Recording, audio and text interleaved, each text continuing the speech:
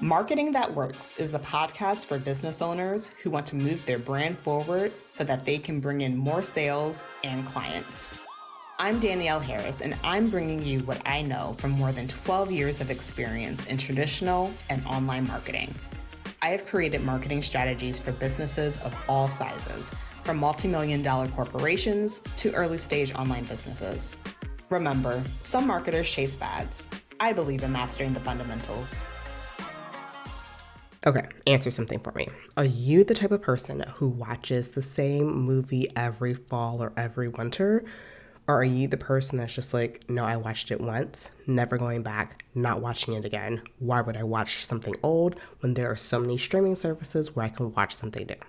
Well, I was recently talking to a friend about watching old movies and TV shows and how I get so much out of rewatching old movies time and time again. I remember talking to my friend about rewatching Hamilton on Disney Plus, and just rewatching that opening number, I realized the double meaning behind that line.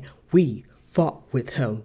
I died for him. Like, if you're a Hamilton person, you know that song. And so the first time that I rewatched it for the first time, and I was like looking at Daveed Diggs, and I was like, ooh, like that line has a double meaning, because in Act 1, he's playing Lafayette. He fought alongside Hamilton. But Act 2, he's playing Thomas Jefferson, who fought against Hamilton. Like, that's a double meaning there. And when I first watched and I saw Hamilton the musical, the first time I saw it, I was just like, okay, yeah, like it's a nice little beat to it. It kind of sets it up, setting the stage. But it's not until I go back through and I watch it the second time that I'm just like, ooh, like that's something like that's a detail that I never would have picked up that first time watching it, which is like, ugh, why I love rewatching movies. Now, I promise you, this podcast episode today, it is not just me nerding out about movies and TV shows. Actually, no, that's lies. That is lies. I am going to nerd out a bit, but I promise that there is a point to this. So just follow me for a bit. Stick with me. I promise there's a point. So whenever someone says, oh, I'm not a rewatch person, I don't like going back and watching old movies or TV shows, the first thing I do is like, so you say that you never went back and watched The Sixth Sense or Fight Club? And I say that because we all went into watching those movies thinking we were 100% clear on what was happening and what was going on. And it wasn't until that very end that we realized, ooh, I missed something. And so, spoiler alert for this 25-year-old movie, but Bruce Willis was dead the entire time in Sixth Sense, and Brad Pitt's character was a figment of Edward Norton's imagination. Like, we didn't see that coming at all. So when you go back and you watch that movie, when you go back and you watch Sixth Sense, when you go back and you watch Fight Club again, you are looking for all of those times that you just completely missed all the signs and all the clues. And when you go back and you look for it, it's just like, oh my gosh, that's so obvious. Oh, that is why that character did that. Oh, it makes so much sense now why they did that. And I mean, you really get so much more appreciation out of it that second time around. Almost, it's like it's a new movie because you're seeing it from this completely different light. And not only that, now you know what to look out for. And so every time I see someone talking about like, I'm not into like rewatching movies, I always point that out. But again, not every movie is going to be like Fight Club or Sixth Sense where there's a plot twist. But there are other movies where I'm just like, oh, but they always have like these blinking you miss it moments, you know, like little Easter eggs. Like, I don't know if you're a Pixar fan, if you like Pixar movies, you know that there are always going to be a few things that pop up in every single one of those movies. Somewhere in a Pixar movie, A113 is going to show up in there. It's going to show up as a license plate, a serial number, or something. It is going to show up. Now, if you don't know what A113 means, it's actually a classroom at Cal Arts where a lot of animators, they studied at. And so they like to put that in there as like a homage to it. So like you're always going to look out for those things. And another thing, you can usually see a Pixar character from one movie in the background of another movie. Like in Monsters, Inc., you can actually see Nemo as one of the toys that Boo, the little girl in Monsters, Inc., plays with. Or Pizza Planet, like that pizza place that is featured in Toy Story. There's always going to be a pizza box or a Pizza Planet truck or something in some of the other movies. Like I remember in WALL-E, there was like old Pizza Planet trucks, or there was another movie where it's just like in the background, And you're like always gonna see that. You're always gonna see those little Easter egg things. And what's so fun for me about this is that I have something fun to look for as I'm watching the movie.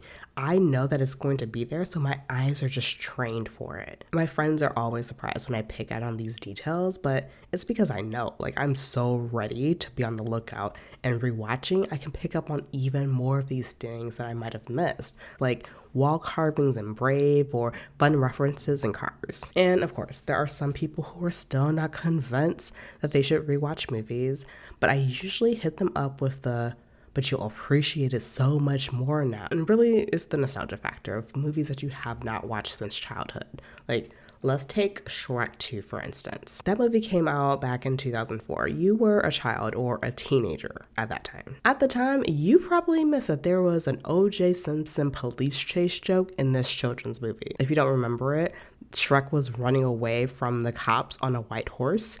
That white horse happened to be a Bronco. Or what about when you rewatch Aladdin? Like Robin Williams, like he was going at it in that movie. Like he just went going, joke for joke for joke. You were not picking up on those Robin Williams jokes when you were a child. But as you got older, you picked up on that white Bronco joke. You picked up on those Aladdin jokes that were just like, oh, that's a little bit more mature. Your ears weren't trained for it, and you have this deeper appreciation for this movie that you wouldn't have gotten as a child. So I promise that I wasn't just nerding out on TV and movies. This experience is honestly exactly what happens when you rewatch your sales calls. I got you. So here's how it all links together. See, like with Fight Club or The Sixth Sense, when you watch your sales calls again, you see things that are so obvious now that you know that the plot twist, aka the results of the sales call. Now that you know that you didn't land the sales call, you can go back and see all the clues that the call wasn't going to go the way that you wanted. Or now that you know that you closed the call, you can see exactly at what point they went from a maybe to a, oh yes, I'm all in, I'm buying. But that's something that you can actually only do fully after you know how it ends and after you go back and re-watch it. Or let's take the Easter eggs, for example. Like when you know to look for the 8th 113 or the Pizza Planet truck, you keep your eyes open for those signs. Same goes for when you re-watch your sales calls or even when you're in your sales calls. You know exactly to look for signs of interest, smiles or nods or any things that you pick up on that are just like, ooh, these are telltale signs that this call is going to go well. These are telltale signs this call is not going to go well. And only after you go back and start to rewatch your videos do you tend to see like, ooh, here are some signs that usually come up for me in my calls. So then you can be on the lookout for future ones. Those are the things that you can only pick up on after you rewatch. And of course, like how you see movies from your childhood with a more mature perspective, looking at older calls from a year ago or 2 years ago can give you a new perspective too. When you were just starting your business, there was so much you weren't sure of, so much you still needed to learn. Even a call from 6 months ago, you're in a new phase and stage and state of mind right now. The things you wouldn't have noticed right away after the call would be different from what you notice a week later or 6 months later or 2 years later. Time and gaps and perspectives and going back and revisiting those things, they can reveal so much. Which is why not just for movies, but even with sales calls, I believe that it is so important to look back on them. Even for old calls from older offers that you may or may not be offering anymore, you're going to pick up on something that you didn't even realize you needed to hear. And all those things that you pick up on with the new perspective, from the Easter eggs, from the knowing the ending and how it worked out, you can use all of that in your marketing to address the concerns that people have better. And it can be used to highlight the features that people didn't even realize that you offered. But you wouldn't have known to do any of this if you didn't go back and look at your calls. So maybe now you're considering like, oh, yeah, she's making a point. She's making a good point. Maybe I should go back and watch their calls. But now you're thinking, but I'm not exactly sure what the Easter eggs are, those little mystery clues, or even what I would do with them once I have it. Well, that's exactly what I'm going to show you how to do when you work with me one-on-one. You're going to do this rewatching not just to kill an afternoon.